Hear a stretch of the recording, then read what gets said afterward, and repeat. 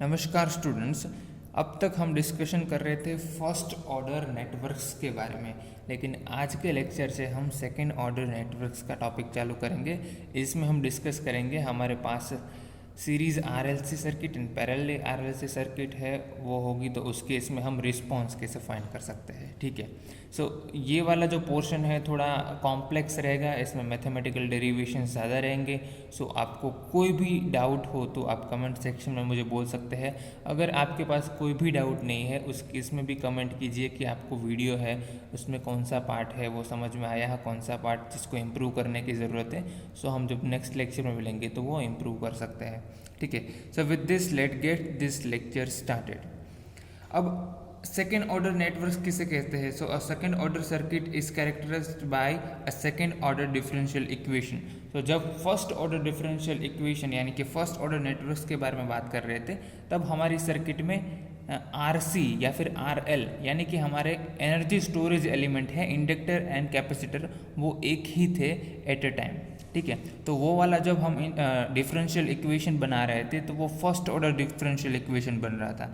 लेकिन इस वाले केस में क्या होगा, हमारा जो डिफरेंशियल इक्वेशन होगा वो होगा सेकेंड ऑर्डर डिफरेंशियल इक्वेशन। ठीक है, क्योंकि अब हमारे पास जो सर्किट होगी उसमें R, L एंड C तीनों चीज़ होगी। ठीक है, उस केस में हमारा जो डिफरेंशियल इक्वेशन होगा वो सेकेंड ऑर्डर होगा। So the circuit which contains two storage elements are generally called the second order network. ठीक है, अब टू स्टोरेज एलिमेंट्स की बात करूँ तो इंडक्टर एंड कैपेसिटर की हम बात कर रहे हैं, लेकिन second order circuits are typically called RLC circuit. So it can be series RLC circuit, it also can be parallel RLC circuit. अब ऐसा ज़रूरत नहीं है कि भाई हर बार हमारी जो सेकेंड ऑर्डर नेटवर्क है इसमें L एंड C दोनों प्रेजेंट हो।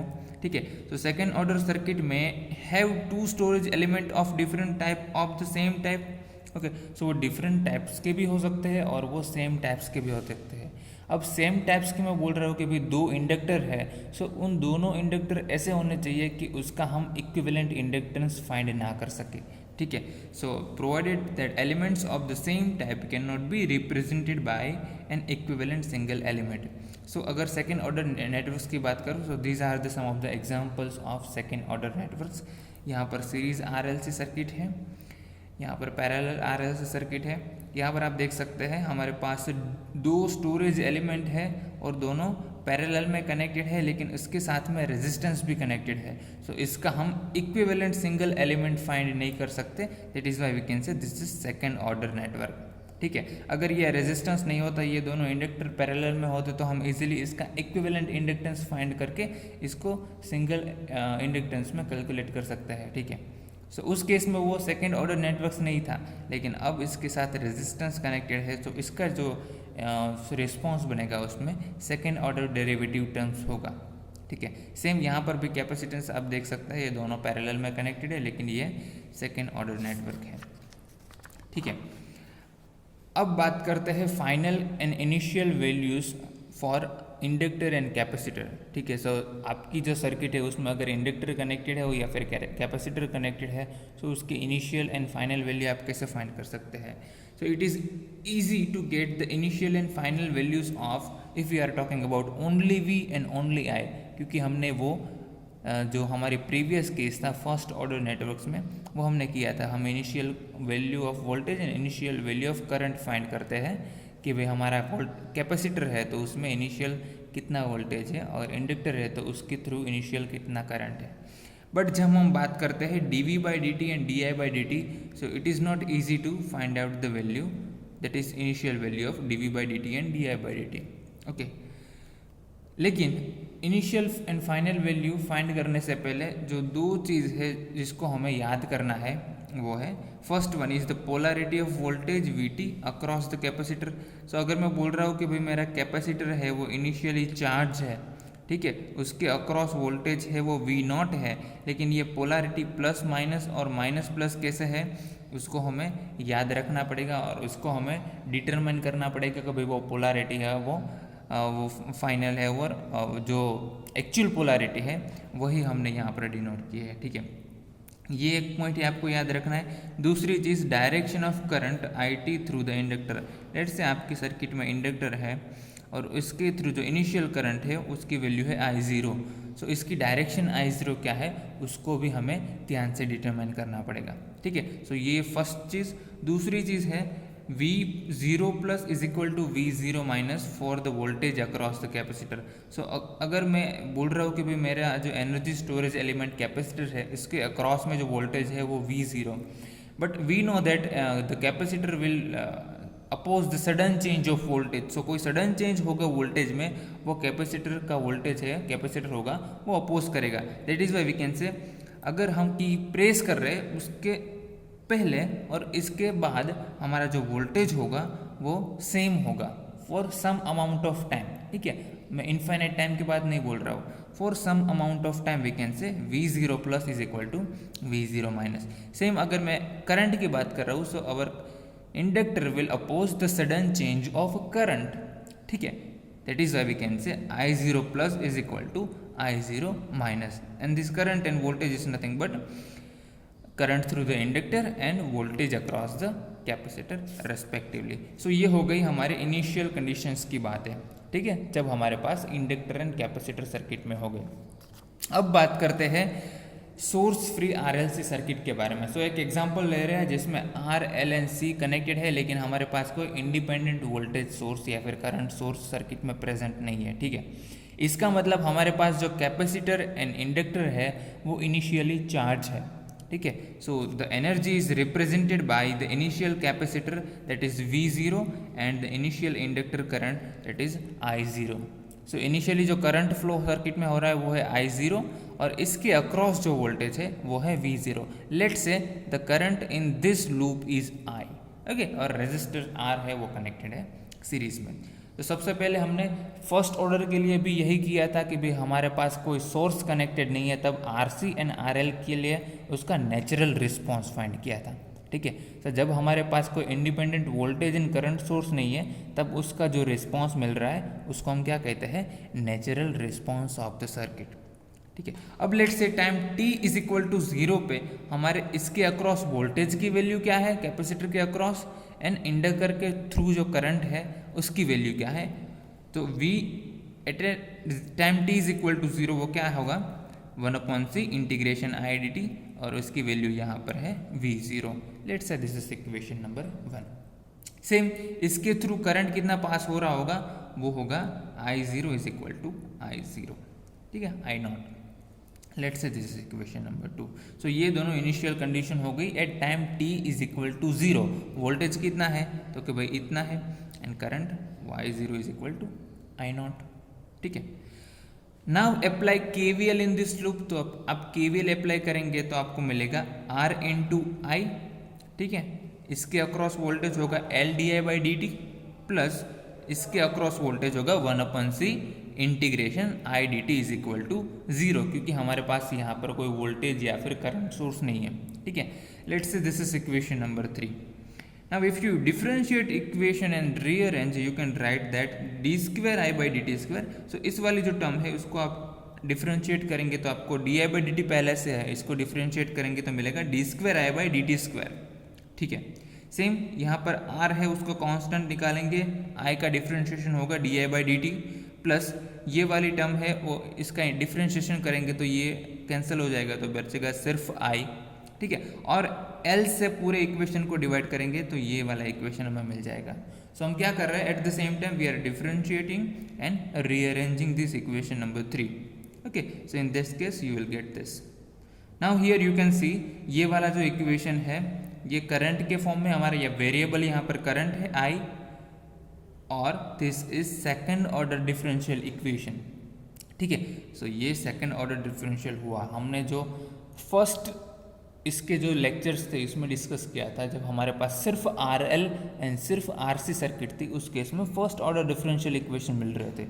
यहाँ पर हमारा सेकंड ऑर्डर डिफरेंशियल इक्वेशन मिल रहा है। इसका अगर हम सॉल्यूशन फाइंड करेंगे और जो करंट की वैल्यू मिलेगी वो हमें देगी natural response of series RLC circuit, ठीक है। तो अभी हमें क्या करना है, ये वाला जो डिफरेंशियल इक्वेशन है उसको सॉल्व करना है एंड करंट की वैल्यू फाइंड करनी है। लेकिन हमारे पास यहाँ डिफरेंशियल इक्वेशन सेकेंड ऑर्डर है, सो इसका जो सॉल्यूशन है वो इजीली हम फाइंड नहीं कर सकते जैसे हम पहले कर रहे थे, ठीक है। सो वो वाला जो प्रोसीजर होगा to find out the solution of this particular differential equation will be little bit complex, okay.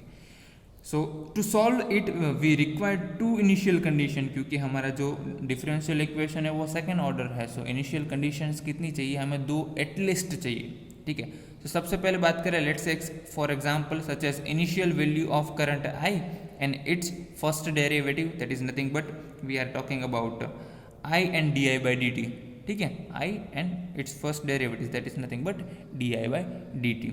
Same also we can have the initial values of V and I, ठीक है। सो ये कोई भी इनिशियल कंडीशन का हम use करके हमारा जो सॉल्यूशन है वो फाइंड कर सकते हैं। अभी हम बात करते हैं जो मैंने अंडरलाइन किया है, initial value of current I and its first derivative, ठीक है। अब इनिशियल वैल्यू ऑफ करंट आई हमें पता है कि भाई इस सर्किट में इनिशियल वैल्यू ऑफ करंट आई कितनी थी, वो थी I0, ठीक है। ये वाला इक्वेशन ये हमारी थी, तो ये वाला एक इक्वेशन हम यूज़ कर रहे हैं। दूसरी इनिशियल कंडीशन हम क्या यूज़ कर रहे हैं, इट्स फर्स्ट डेरिवेटिव, तो वो तो हमारे पास नहीं है। First derivative it means D I by D T at time T is equal to 0, तो हमें ये वैल्यू फाइंड करनी होगी, ठीक है। टू मिनिमम हमें इनिशियल कंडीशन चाहिए इस इक्वेशंस को सॉल्व करने के लिए। एक हमारे पास है, दूसरी हमें फाइंड करनी है। सो हम क्या करेंगे, हमारा जो ये इक्वेशन है इसमें I0 it means time t is equal to 0 हमारे करंट की वैल्यू थी I0, तो ये इस इक्वेशन में पुट करेंगे तो हमें मिलेगा R into I0 plus L D I zero by D T. Now we have to put time t is equal to 0 in this equation, so ये बनेगा L into D I zero by D T plus हमें पता है ये क्या है, this is nothing but the voltage across capacitor. अब इसकी वैल्यू हमने डिफाइन की थी कि वोल्टेज अक्रॉस कैपेसिटर इनिशियली क्या है, V0, ठीक है। सो इसकी जगह पर मैं V0 लिख सकता हूँ, ठीक है। अब आप यहाँ पर ध्यान दीजिए, आपको ये वैल्यू चाहिए di0 बाई डी टी।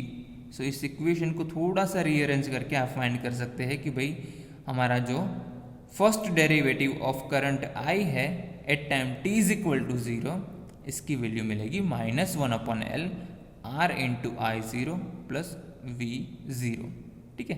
सो आप यहाँ से निकाल सकते हैं।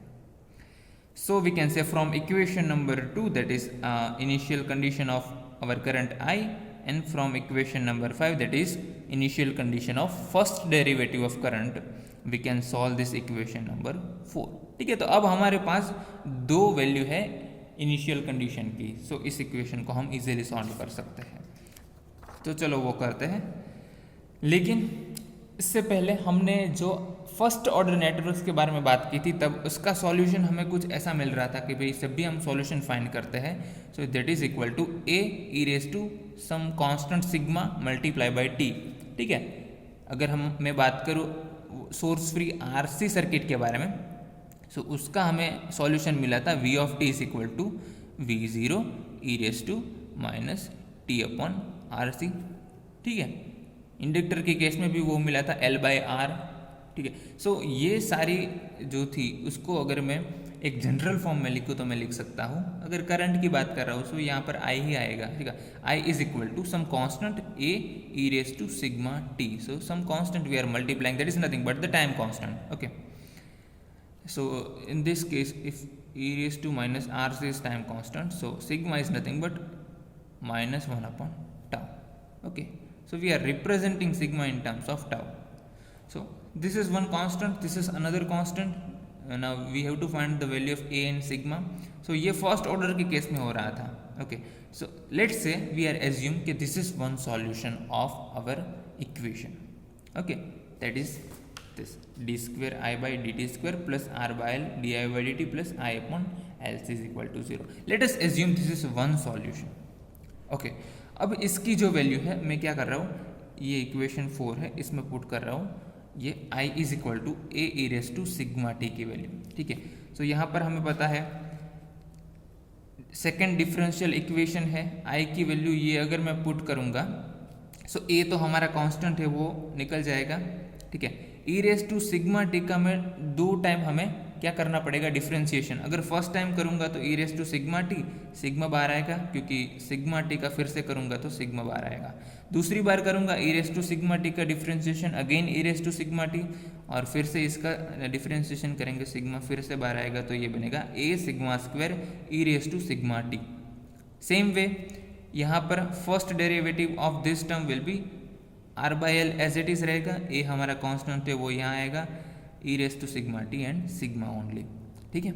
यहाँ पर आई एज इट इज है तो 1/LC कर दीजिए और ये वाली टर्म पूरी आ जाएगी, क्योंकि यहाँ पर सिर्फ आर की वैल्यू पुट करनी है, ठीक है। So this is very easy step.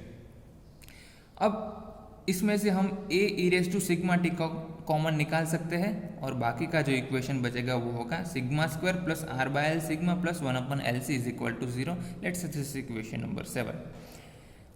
अब यहाँ पर आप देख सकते हैं इन दोनों पार्ट का मल्टीप्लिकेशन 0 हो रहा है। अब हमें पता है कि A E raise to sigma T is equal to I, ठीक है। तो ये वाला पोर्शन तो 0 नहीं है, इसका मतलब क्या हुआ, इसकी वैल्यू 0 हो रही है, ठीक है। So first term can not be is equal to 0, so we can say this term is equal to 0, and this is nothing but it is known as characteristics equation of our this second order differential equation, ठीक है। इसका characteristics equation बन रहा है। सो characteristics equation के अगर मैं root निकालूँ, ये सिंपल है, ये कुछ ऐसा है, एक्स स्क्वायर प्लस और we can say A square plus 2ab plus B square is equal to 0। सो इसका अगर मुझे रूट निकालना है तो हमें कैसे पता है, हम फाइंड कर सकते हैं भाई कि x1 and x2, let's say these are the two roots, it is minus b plus or minus b square minus 4ac upon 2a, ठीक है। सो इसकी वैल्यू आप निकालो, a b और c की वैल्यू, ये होगा आपका a is equal to sigma, यहाँ पर 2ab आएगा, ठीक है, यहाँ पर आपका c आएगा। तो ए बी सी की वैल्यू यहाँ पर निकालो, इजीली आप इसके रूट्स फाइंड कर सकते हो। ये रूट्स की वैल्यू यहाँ पर मिलेगी, वो है sigma 1 is equal to minus r/2l plus square root of r/2l whole square minus 1/LC, ठीक है। सेम प्लस और माइनस यहाँ पर आएगा, सो एक बार प्लस आएगा एक बार माइनस आएगा। ये हो गई आपकी सिग्मा 1 एंड सिग्मा 2 की value, that is nothing but the roots of our characteristics equation. And characteristics equation किसका है, हमें जो सेकेंड ऑर्डर डिफरेंशियल इक्वेशन मिला है उसका, ठीक है। थोड़ी सी प्रोसीजर है वो कॉम्प्लेक्स हो रही है, लेकिन आप स्टेप बाय स्टेप समझते जाइए। किसी भी पॉइंट पे दिक्कत हो रही है तो कमेंट सेक्शन में आप अपना डाउट है उसको पिन कर दीजिए, ठीक है। फिर से हम आ जाते हैं, let's say the value of alpha is r/2l and omega not is equal to 1/√LC, ठीक है। सो यहाँ इसको थोड़ा सिंप्लीफाई करने के लिए हम क्या कर रहे हैं, alpha is equal to r/2l put कर रहे हैं and omega 0 is equal to 1 divided by √LC put कर रहे हैं। तो उस केस में ये वाले दोनों सिग्मा के जो रूट्स हैं उसको हम सिंप्लीफाई कर सकते हैं। Sigma 1 is equal to this minus alpha plus square root of this is nothing but alpha square minus omega not square. Same way sigma 2 is equal to minus alpha square minus omega naught square. Let's say this is equation number 10, okay, and we have to remember this alpha and omega's value, ठीक है। इसको हमें याद रखना है, alpha is equal to r/2l, omega is equal to 1/√LC, ठीक है। ये वाली वैल्यूज हम यूज़ करने वाले हैं आगे भी, ठीक है। तो इसको आप याद रखिए, ये मिलेंगे हमारे कैरेक्टरिस्टिक्स इक्वेशंस के root in terms of alpha and omega naught, okay. So अब हम क्या कर रहे हैं, हमारा जो in terms of alpha and omega naught we are writing our equation number 8, ठीक है। सो ये वाला जो इक्वेशन है r/l एंड 1/LC, इसकी वैल्यू अब हमारे पास है, तो ये value alpha and omega not के टर्म में हम अपना कैरेक्टरिस्टिक्स इक्वेशन लिख रहे हैं। सो वो क्या बनेगा, सिग्मा स्क्वायर r/l है, अब हमें पता है r/2l is equal to sigma है, so we have to multiply this equation by 2, in this case this will be 2 into alpha into sigma plus 1/√LC is equal to omega naught, so 1/LC will be omega not square, okay. So अब same हमने जो characteristics equation था उसको sigma and alpha के term में हमने लिखा है। Are you getting my point? ठीक है, now there are two possible solution of I. हमें पता है the first solution is I1 is equal to A1 e raise to sigma 1t and I2 is equal to A2 e raise to sigma 2t।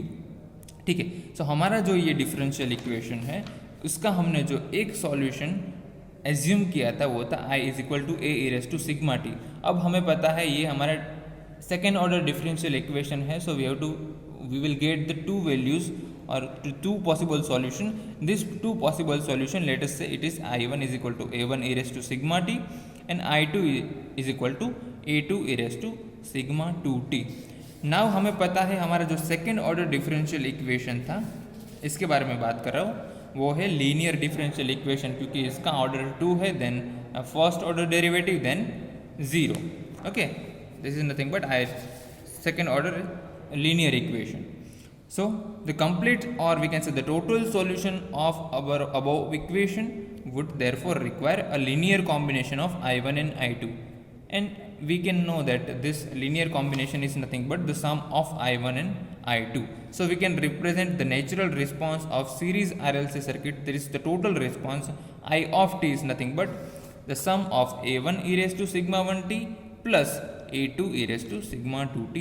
Let's say this is equation number 30. So this is our total response of series RLC circuit which is source free circuit. ठीक है, यहाँ पर हमने कोई source connect नहीं किया है, सो इसका हमें टोटल जो सॉल्यूशन है वो ये मिलेगा. ठीक है, तो ये वाला जो सेकेंड ऑर्डर डिफरेंशियल इक्वेशन था इसका सॉल्यूशन हमें क्या मिला, A1 e raised to sigma 1t plus A2 e raised to sigma 2t. अब यहाँ पर A1 और A2 की वैल्यू है उसको हमें डिटरमाइन करना पड़ेगा फ्रॉम द इनिशियल वैल्यू. और कौन सी इनिशियल वैल्यू हम यूज़ कर रहे हैं यहाँ पर, हमारे जो करंट है उसके थ्रू इंडक्टेंस इंडक्टर के थ्रू जो करंट फ्लो रहा है उसका I0 की वैल्यू, और दूसरा उसका जो डेरिवेटिव टर्म्स है first order derivative that is di/dt at time t is equal to 0. अब हमें पता है कि भाई जो सिग्मा 1 और सिग्मा 2 की वैल्यू है, फिर से मैं आपको दिखा देता हूँ, जो सिग्मा 1 और सिग्मा 2 की वैल्यू वो है minus alpha plus square root of alpha square minus omega not square. Same sigma 2 plus minus alpha minus square root of alpha square minus omega not square. ठीक है, अब यहाँ पर सिग्मा 1 एंड सिग्मा 2 की जो value है उसके 3 solution मिलेंगे. 3 सॉल्यूशन कैसे मिलेंगे, it will depends on the value of alpha and omega not. ठीक है, सो वो डिपेंड्स करेंगे अल्फा एंड ओमेगा नॉट्स की वैल्यू पर. वो कैसे करेंगे, तो ये वाली जो टर्म होगी, लेट्स से फर्स्ट केस में डिफाइन करूँ कि भाई हमारी जो, फिर से मैं यहाँ पर लिख रहा हूँ, अल्फा की वैल्यू है वो ओमेगा नॉट से ज़्यादा है. ठीक है, so when alpha is greater than omega not, in this case this term will B positive. ठीक है, ये वाली टर्म मुझे पॉजिटिव मिल रही है, सो उस केस में हमारी जो सिस्टम हो जाएगी वो होगी ओवरडैम्प्ड सिस्टम. ओके, उसका जो रिस्पॉन्स मिलेगा वो हमें मिलेगा overdamped response. Same if alpha is equal to omega naught, इसका मतलब जब अल्फा और ओमेगा नॉट सेम हो जाएंगे उस केस में ये वाली टर्म पूरी 0 हो जाएगी. ठीक है, उस केस में हमें जो रिस्पॉन्स मिलेगा वो होगा क्रिटिकली डैम्प्ड. और उस केस में आप देखेंगे ये 0 हो गया, ये भी 0 हो गया, उस केस में सिग्मा 1 और सिग्मा 2 की वैल्यू हमें सेम मिलेगी. ठीक है, that is why our system will be critically damped. Third case, जब alpha is less than omega naught, so जब अल्फा होगा वो ओमेगा नॉट से लेस होगा, उसका मतलब इसकी वैल्यू ज़्यादा है.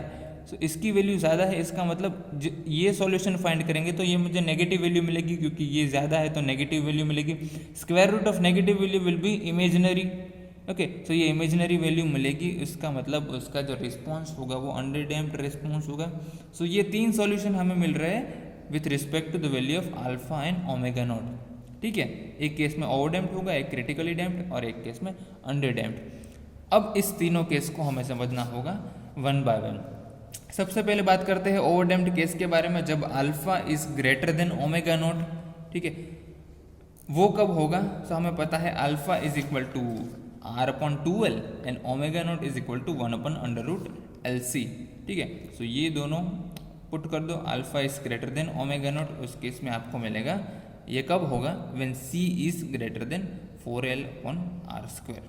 Okay, at that time our value of sigma 1 and sigma 2 will be real and negative, क्योंकि हमें पता है हमारे अल्फा की वैल्यू ज़्यादा है तो ये वाला पोर्शन हमें प्लस ही मिलेगा, ठीक है, सेम ये वाला माइनस ही मिलेगा, और यहाँ पर नेगेटिव साइन है तो वो होगा हमारे इमेजिनरी एक्सिस के लेफ्ट हैंड साइड में ऑलवेज, ठीक है, और वो इमेजिनरी पार्ट एटलीस्ट नहीं होगा।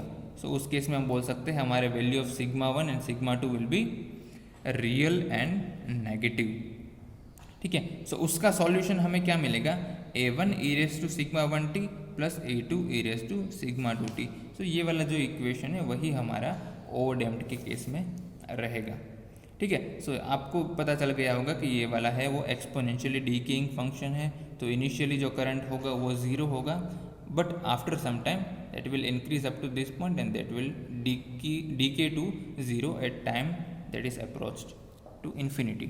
Okay, so our response approach to 0 when time t increases. Are you getting my point? Okay, so ये हो गया हमारा फर्स्ट केस के बारे में। सेकेंड केस डिस्कस करते हैं, that is the critically damped case. वो कब होगा, जब हमारे अल्फा एंड ओमेगा टी की वैल्यू है वो सेम हो जाएगी, ठीक है। उस केस में हमारे कैपेसिटेंस की वैल्यू क्या होगी, और ये कब होगा, when c is equal to 4l/r², ठीक है। तो सिंपल आप क्या करेंगे, alpha is equal to omega square, यहाँ पर अल्फा और ओमेगा 0 की वैल्यू पुट करो, सो आपको मिलेगा c is equal to 4l/r²। उस केस में हमने आपको बोला था ये वाला पोर्शन है वो सेम हो जाएगा, ये 0 हो जाएगा, ये 0 हो जाएगा, बचेगा सिर्फ अल्फा, और अल्फा की वैल्यू हमें पता है दैट इज r/2l माइनस, तो यहाँ पर है, so sigma 1 is equal to sigma 2 is equal to क्या आएगा, -r/2l, ठीक है। इसका मतलब क्या हुआ, अब हमारा जो रिस्पॉन्स हमें मिला था a1 e raise to sigma 1t plus a2 e raise to sigma 2t, अब sigma 1 is equal to sigma 2 है, let's say it is equal to alpha, sigma 1 is equal to sigma 2 is equal to alpha, so we can write a1 e raise to alpha t plus a2 e raise to alpha t। अब ये दोनों को हम common निकाल सकते हैं और we can say a1 plus a2 is equal to a3, so ये इक्वेशन मिलेगा हमें सॉल्यूशन का, ठीक है। But this cannot be the solution because two initial conditions cannot be satisfied with the single constant a3, ठीक है। सो एक constant की मदद से हम जो हमारे जो टू इनिशियल कंडीशन है उसको सेटिस्फाई नहीं कर सकते, तो ये वाला जो सॉल्यूशन है वो वैलिड सॉल्यूशन नहीं है, ओके। सो हम दूसरे तरीके से उसका सॉल्यूशन फाइंड करना पड़ेगा। Let's say if we rewrite our equation that is d²i/dt² plus r/l di/dt plus i divided by L C is equal to 0, ठीक है। सो ये हमारा क्या था, जो डिफरेंशियल इक्वेशन था उसको मैंने फिर से एक बार आपके लिए लिख दिया है कि हमें यहाँ पर किसी और तरीके से सॉल्यूशन निकालना पड़ेगा, ये वाला सॉल्यूशन है वो वैलिड सॉल्यूशन नहीं है, ठीक है। सो हम कैसे निकालेंगे, यहाँ पर ध्यान दीजिए, हमें पता है alpha is equal to omega 0 is equal to r/2l, क्योंकि हमारा क्रिटिकली डैम्प्ड सिस्टम है, इस केस में alpha is equal to omega naught हो जाएगा, ठीक है, और alpha is equal to omega not is equal to let's say alpha is equal to r/2l, ठीक है। हमें पता है कि alpha is equal to r/2l है। सो अगर इसे हम कंसीडर करें और यहाँ पर इसकी जो वैल्यू है उसको पुट कर देता, हमें पता है d²i/dt² प्लस अब r/l, यहाँ पर सिर्फ r/l है, यहाँ पर r/2l है, सो हम क्या करेंगे, इसको 2 से मल्टीप्लाई करेंगे, 2 यहाँ पर आ जाएगा, देन अल्फा, ओके, di/dt। सो इस वाले इक्वेशन को आप 2 से मल्टीप्लाई कर दो, सो ये बन जाएगा r/2l, सो हम उसको अल्फा पुट कर सकते हैं, di/dt एज इट इज रहेगा। हमें पता है 1/√LC is nothing but alpha square, ठीक है। ओमेगा नॉट की वैल्यू क्या है, omega naught is nothing but 1/√LC, और जब क्रिटिकली डैम्प्ड की बात करते हैं तो omega not is equal to alpha also, ठीक है। सो यहाँ पर हमारे पास है 1/LC, so alpha square find करना होगा तो क्या होगा 1/√LC का square, that is 1/LC only, so ये आएगा alpha square into I is equal to 0।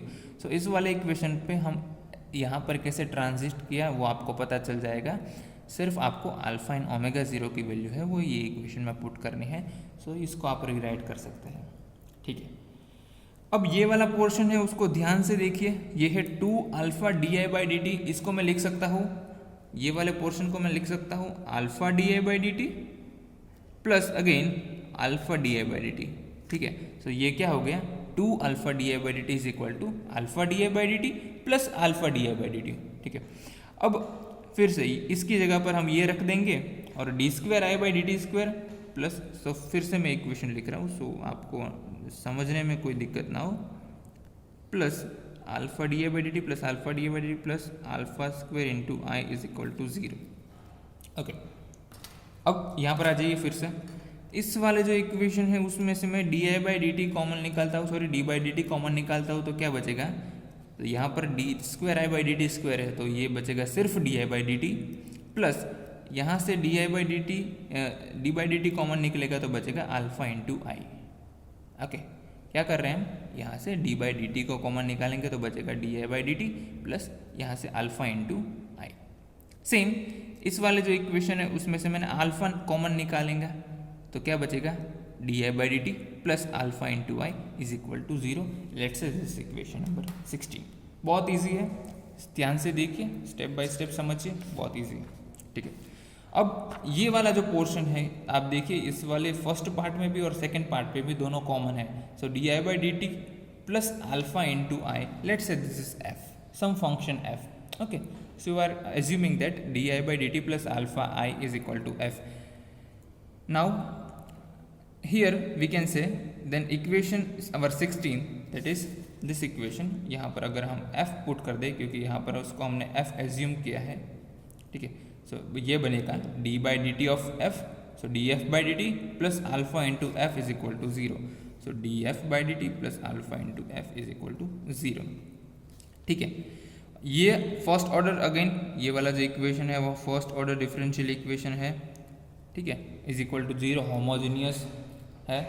ठीक है, नॉन होमोजीनियस होता तो सॉल्यूशन फाइंड करने में भी दिक्कत होती, इसका सॉल्यूशन हमने ऑलरेडी फाइंड किया है, वो आएगा some constant E raise to minus alpha T. ठीक है, फिर से ये वाले फर्स्ट ऑर्डर वाला जो हमने पोर्शन किया था आरसी और आरएल सर्किट के बारे में, उसमें हमने डिस्कस किया था, तो हमें पता है कि भाई फर्स्ट ऑर्डर डिफरेंशियल इक्वेशन होगा तो उसका सॉल्यूशन कुछ आएगा some constant E raise to minus alpha T, alpha in A one is constant. ठीक है, सो इसका भी इक्वेशन, इस इक्वेशन का भी सॉल्यूशन हमें मिलेगा F is equal to A one E raise to minus alpha T. Okay, अब ये एफ इज इक्वल टू ये वैल्यू और एफ इज इक्वल टू ये 17th इक्वेशन, ये दोनों एफ की वैल्यू है। सो उसको अगर मैं इक्वल कर दूँ तो मुझे मिलेगा D I by D T alpha I is equal to A one E raise to minus alpha T. Okay, so इन दोनों इक्वेशन को मैंने इक्वेट कर दिया तो ये मिल जाएगा। अब इसके दोनों साइड में E raise to alpha T से मल्टीप्लाई करूँ। ठीक है, सो E raise to alpha T से मल्टीप्लाई करूँगा, E raise to alpha T से मल्टीप्लाई कर दूंगा तो क्या बचेगा, E raise to minus alpha T multiply by E raise to alpha T, वो 1 हो जाएगा तो ए वन ही बचेगा। इस साइड करूंगा तो क्या बचेगा, E raise to alpha T into D I by D T plus E raise to alpha T into I alpha I is equal to A one. ठीक है, अब इसको ध्यान से देखेंगे तो आपको पता चलेगा this is nothing but the differentiation of E raise to alpha T into आई।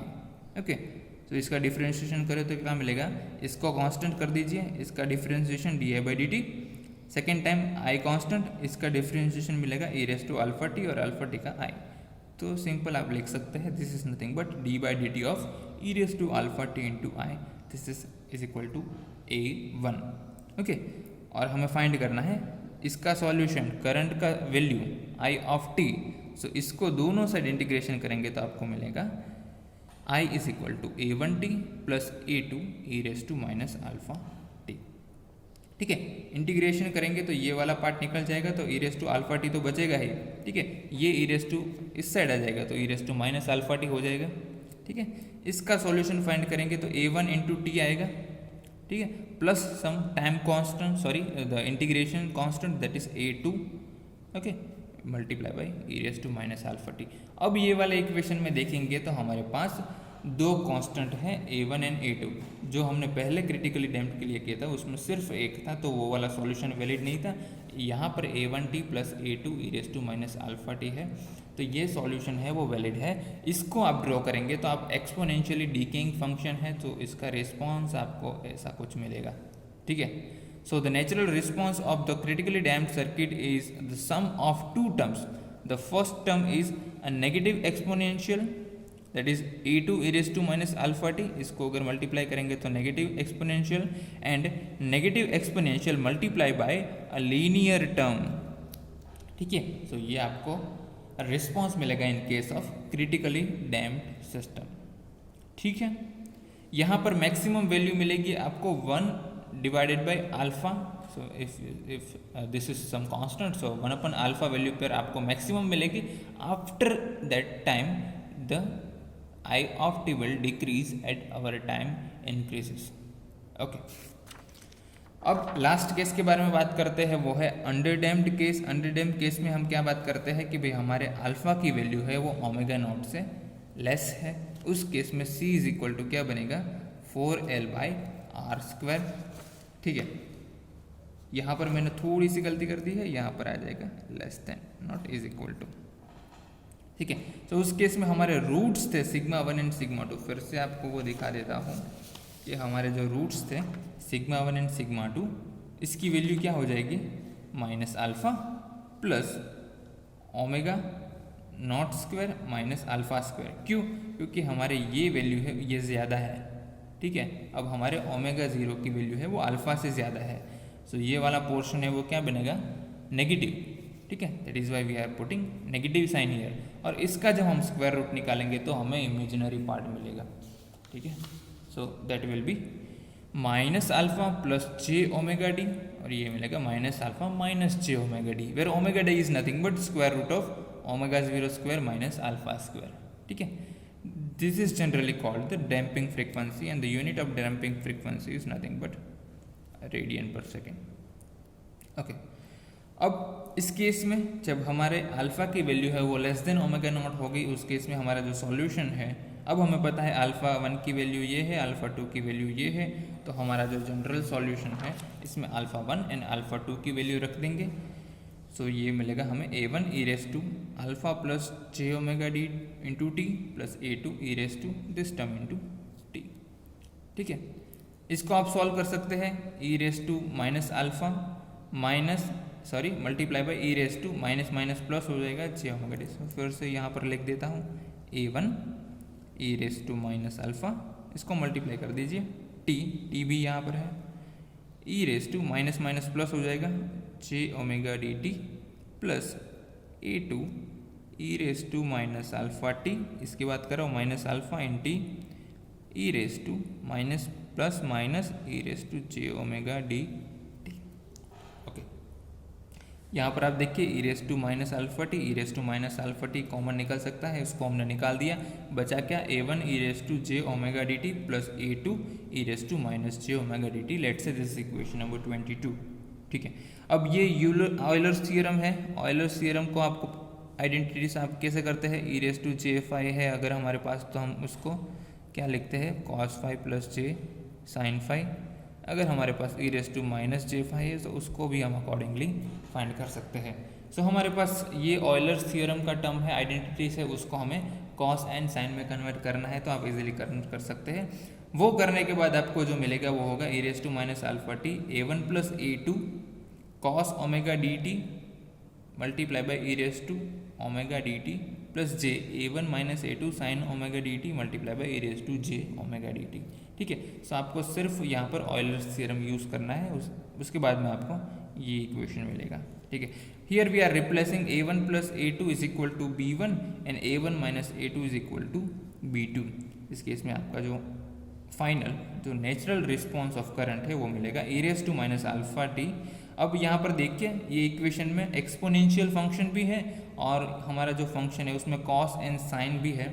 सो उस केस में क्या होगा, with presence of sine and cosine function in our total natural response, the natural response for this case is exponentially damped and oscillatory in nature, because यहाँ पर sign and cosine function भी है और exponentially हमारा function है वो DK भी हो रहा है, ठीक है। सो उसका जो रिस्पॉन्स होगा यहाँ पर आप देख सकते हैं साइनोसोइडल फंक्शन है, eight the same time it is exponentially decaying, okay. So after t approaches to infinity, or we can say time increases, our response current will decay to 0 at some point, okay.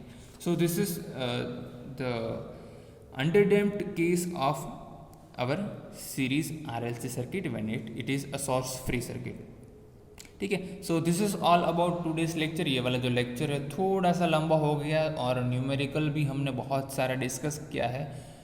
ये वाला जो step by step process आप करेंगे थोड़ी सी difficulty ज़रूर आएगी, लेकिन जितनी भी आप प्रैक्टिस ज़्यादा करेंगे उतना आप समझ में जल्दी से जाएंगे. ठीक है. अगर किसी भी पॉइंट पे प्रॉब्लम हो रहा है तो फिर से मुझे कांटेक्ट कीजिए. कमेंट में लिखना भूलिए मत. कोई भी आपका डाउट है तो एज सुन एज पॉसिबल आपका जो सॉल्यूशन है मैं आपको कर सकूं. ठीक है. So with this we are closing today's lecture. जब नेक्स्ट लेक्चर में मिलेंगे सेकेंड ऑर्डर नेटवर्क्स को और थोड़ा ज़्यादा समझेंगे. Thank you so much. See you next time.